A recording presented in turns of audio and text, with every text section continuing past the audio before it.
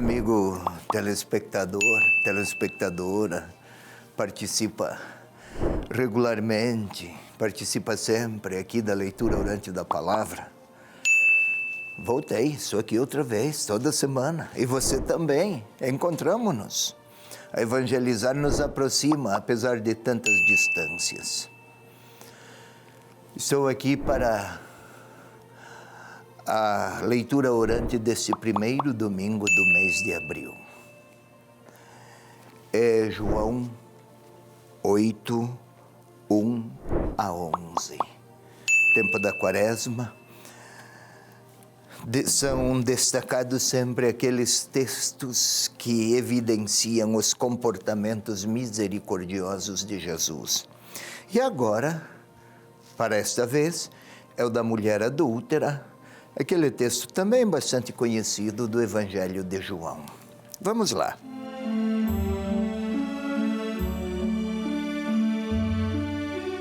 Jesus foi para o Monte das Oliveiras. Antes do nascer do sol, já se achava no templo outra vez. Todo o povo vinha a ele e, sentando-se, os ensinava. Os escribas e os fariseus trazem então uma mulher surpreendida em adultério e, colocando-a no meio, dizem-lhe: Mestre, esta mulher foi surpreendida em flagrante delito de adultério. Na lei, Moisés ordena apedrejar tais mulheres. Tu, pois, o que dizes? Eles assim diziam para pô-lo à prova, a fim de terem matéria para acusá-lo. Mas Jesus, inclinando-se, escrevia no chão com o dedo. Como persistissem em interrogá-lo, ergueu-se e lhes disse: Quem dentre vós estiver sem pecado, seja o primeiro a atirar uma pedra. Inclinando-se de novo, escrevia no chão. Eles, porém, ouvindo isso, saíram um após outro, a começar pelos mais velhos. Ele ficou sozinho e a mulher permanecia lá, no meio. Então, erguendo-se, Jesus lhe disse: Mulher, onde estão eles? Ninguém te condenou? Disse ela. Ninguém, Senhor. Disse então Jesus: Nem eu te condeno. Vai, e de agora em diante não peques mais. É esta a palavra para esse domingo, quinto domingo, 3 de abril.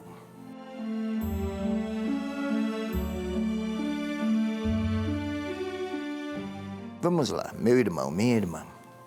Belo esse texto, muito bonito. Jesus foi para o Monte das Oliveiras. Este monte é lá em Jerusalém. Jerusalém, sobre um monte, Monte Sião, está edificada a cidade. O outro monte, em frente, é o das Oliveiras. Do templo para o Monte das Oliveiras, 2 quilômetros, talvez nem isso. Provavelmente pernoitou lá. Antes do nascer do sol, já se achava outra vez no templo. Templo, lugar de sacrifícios, lugar da palavra a proclamar, lugar das tradições de Israel. Também era o lugar dos julgamentos e dos juízos que se exerciam. Todo o povo vinha a ele sentando-se e ele, sentando-se, ensinava. Por quê? Aqui o detalhe é de sentar-se. Sentar-se, meu irmão, minha irmã, é a atitude do mestre que se põe a apresentar as mais límpidas e genuínas tradições da lei e dos profetas. E Jesus estava a fazer isso.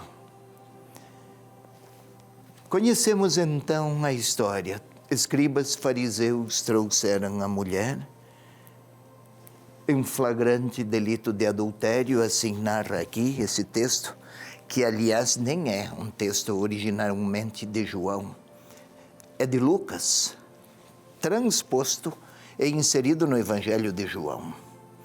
Mas esta mulher foi flagrada. O que diz a lei? Praça pública, apedrejamento até a morte. Não é que assim se fazia naquele tempo, cada adultério um apedrejamento. Não. Este grau de punição estava orientado a explicar a gravidade do delito cometido. Se fosse uma mulher casada, a condenação à morte se daria por estrangulamento. Não se fazia isso, mas tinha a lei para indicar ao intérprete o grau de gravidade do delito cometido. Estou a repetir. Nesse caso era uma jovem, provavelmente, que não se casara, ainda não se casara e fora assim flagrada. Olha a pergunta. Tu o que dizes? Intenção. Enredá-lo em alguma imprecisão jurídico-religiosa para envolver o próprio Senhor em algum, para flagrar o Senhor em algum erro de interpretação e reclamar a punição correspondente a tal erro. Eram hostis. Escrever com o dedo. Jesus se pôs a escrever com o dedo, porque o detalhe do dedo. No Antigo Testamento, se falava do dedo de Deus que atuava, como a tomar decisões e apontar decisões divinas. Escrevia não é no chão, escrevia sobre pedras. Escrever sobre pedras. É assim que está escrito originalmente no texto. Era o chão, mas era um chão pétreo, de pedra. No Antigo Testamento se falava muito, especialmente os profetas Jeremias e Ezequiel, coração de pedra, coração de carne. E era Deus que escreveu, e era Deus que fora Deus a escrever as tábuas da lei em pedras. Agora, uma nova lei está a ser escrita, mas não em pedras, mas no coração das pessoas. E é Jesus que o faz. Aquele gesto simbólico provavelmente está a apontar ao leitor que a nova lei que Jesus vem trazer, que é aperfeiçoar, levar mais do que isso, levar à perfeição a antiga, agora não se escreve mais em pedras, mas no coração. Vamos um pouco mais. Eles insistiam. Quem nunca errou, atire a primeira pedra. Aquele silêncio que Jesus silenciou e eles silenciavam. É como se, com aquelas frases de Jesus, com aquela frase de Jesus, cada um tomasse consciência de quem é ele. Quer apedrejar, mas é pecador. Quer condenar, mas também é digno de punição se quiserem adotar o critério deles. Foi a tomada de consciência, começou um por um a deixar. A nova justiça não contempla condenações. Eles também não condenaram. Não necessariamente porque se tornaram bons, mas porque a palavra do Senhor os levou a uma revisão. Quase sempre somos tentados a olhar para a mulher com condescendência e com atitudes de julgamento e de crítica e de condenação àqueles homens. Na realidade, o texto quer agraciar tanto a eles que pela palavra do Senhor foram interpelados a uma revisão de si. De homens que queriam condenar, tornaram-se homens que se retiraram, porque diante as palavras de Jesus foram desafiados a reinterpretar-se. Começou pelos mais velhos, aqueles que há mais tempo interpretavam a lei segundo uma perspectiva de dureza. Retiraram-se, não necessariamente frustrados, mas necessariamente interpelados a olhar para si próprios. Foi uma graça a eles. Depois, a mulher, Jesus ergueu-se para lhe falar. Mulher. Não tem nome aqui a nossa protagonista. Por que não tem nome? Porque o evangelista não pretende aqui descrever jornalisticamente um fato, mas quer apresentar ao leitor um caminho possível de revisão de si. Aqueles que julgavam, deixem-se olhar pelo Senhor. A mulher é a imagem do povo de Israel, que João usa 4 ou 5 vezes esse termo mulher, que na cultura da época não era apenas para indicar um ser humano do sexo feminino. Não, não é isso. É a imagem do povo de Israel cujo histórico foi de muitas traições a Deus. Ninguém te condenou? Não, Senhor. Nem eu. Começa o caminho outra vez. Na realidade, o evangelista pretende do seu leitor que quem não tropeça, que olhe para os outros com os olhos de Deus. Quem tropeça, que se deixe olhar pelo Senhor misericordioso. O tempo da Quaresma é para isso.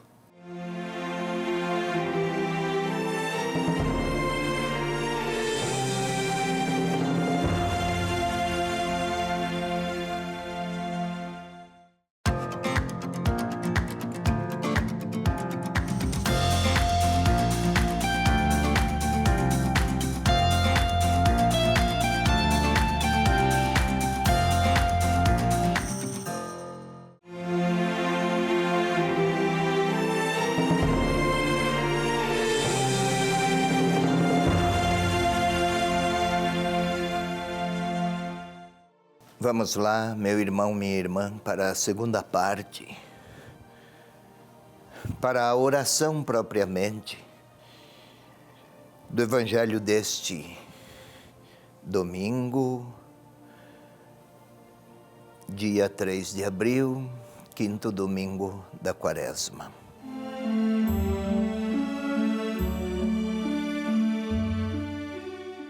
É muito bonito esse texto. Mas fazer dele um motivo de oração requer intimidade, quietude, recolhimento. Ponha-se, pois, numa posição que favoreça justamente o recolhimento. Uma posição que nos ajude a olhar para dentro de nós e não ouvir outros rumores, senão a nossa própria interioridade. Os olhos fechados ajudam. Queira respirar lentamente uma primeira vez. Faça-o novamente uma segunda vez. E agora, tente sentir, é preciso que interiorizemo-nos. Tente sentir o seu coração que bate no seu peito.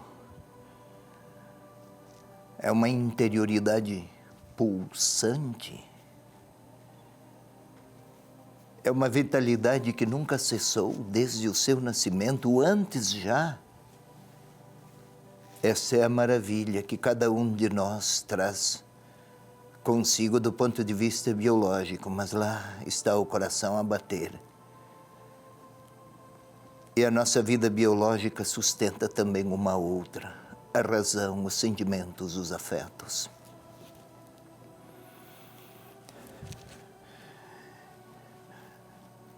Queiramos agora invocar o Espírito Santo, é o segundo passo. Que venha o Espírito de Deus a orar conosco, que nos ajude, o Espírito Santo, a compreender a maravilha da compaixão misericordiosa do Pai, de Deus Pai, revelada por Jesus Cristo. Vinde, Espírito Santo, enchei os corações dos vossos fiéis e acendei neles a chama do vosso amor. Enviai, Senhor, o vosso Espírito, e tudo será criado, e renovareis a face da terra. Vinde, Espírito Santo, iluminar nossas mentes, nossa inteligência, nossa capacidade de perceber a verdade revelada por Jesus Cristo. Vamos agora a um novo passo. Vamos revisar, recriar aquelas cenas agora a partir de nós. Foi lá, ou melhor, vamos recriar as cenas a partir do que o próprio texto diz. Estão lá no templo. Muita gente que chega. Em Jerusalém, muita gente que chegava e que partia do templo. Também muito comércio. Culturas e línguas de muitos ambientes e de muitas procedências, de diferentes proveniências. Também câmbios, alimentos, lembranças, animais para os holocaustos no altar principal do templo, ovelhas que chegam, um dinamismo que parecia uma grande praça de muita vitalidade cultural, religiosa e também econômica. Mas num daqueles átrios lá está o Senhor Jesus. Sentou-se, cercado por pessoas que querem ouvi-lo, e ele fala. Certamente o que ele tem a falar lá no templo é uma perspectiva nova acerca do que conhecem de Deus. Um Deus amoroso, Pai amoroso. Fariseus, pessoas que o rejeitam, que dele suspeitam, estão a toda hora a controlar os seus movimentos, os de Jesus. Tente imaginar isso. E lá vem alguns, um grupo, talvez 5 ou 6, com aquele olhar inquisitivo contra uma jovem. Talvez a arrastem, com indelicadeza, com desrespeito, com atitudes ofensivas, com olhares de condenação. Quem sabe até pronunciem palavras chulas para referir-se a ela. E levam até a proximidade, até onde está Jesus. Tente ouvir 2 ou 3 que gesticulam para ele dizer, dizendo-lhe: pegamos esta prostituta. em adultério. Onde está o homem? Ninguém fala. Ela derrama lágrimas, tem vergonha, aqueles olhares implacáveis. Talvez o Senhor olhe para aqueles todos e comece a escrever um gesto enigmático com o dedo. O dedo, a imagem do dedo de Deus que atua na história e age e determina os caminhos do mundo. Escrevendo uma nova lei, talvez. Eles insistem e o Senhor se levanta e tente olhar para cada um daqueles. O Senhor soberano olha para cada um deles. Quem nunca pecou, lance a primeira pedra. Tente ver aqueles homens, um a olhar para o outro. Desaprovando, quem sabe, mas ao mesmo tempo interpelados. É no templo. Tente ver aquele mais velho, já cabelos brancos, barba branca. Deixa as pedras que tem e se retira lentamente. Um olha para ele, outro perplexos, um se afasta depois do outro. Tente olhar para o Senhor a aproximar-se da jovem. E ela dele. Deixar-se. Deixar que ele se aproxime. Não foge. Não tem medo. Não se sente julgada. Mulher. Símbolo do povo de Israel. Ninguém te condenou. Não. Quem sabe com que ternura e respeito, eu também. Vai. Este vai não é simplesmente retire-se. Não, não é isso. Este vai quer indicar, retoma o caminho, começa outra vez.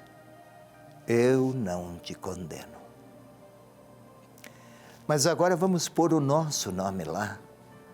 E a nossa história. Talvez não devamos nos colocar na condição daquela mulher, mas pode ser. É bem provável, porém, que tenhamos mais errado em julgar e condenar os outros do que a cometer adultérios ou outras infidelidades. Mas vamos nos colocar lá. Como um daqueles que quer julgar e apedrejar a mulher.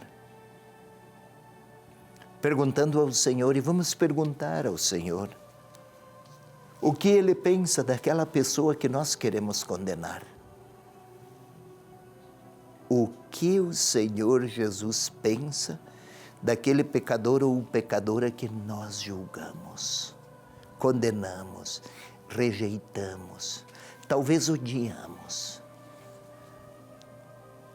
Talvez nunca tenhamos tomado uma pedra material e atirado a esta pedra, mas com nossas palavras, com gestos, com comentários, quantas pedradas. E o Senhor talvez queira olhar para mim e dizer: quem nunca errou, comece a condenar.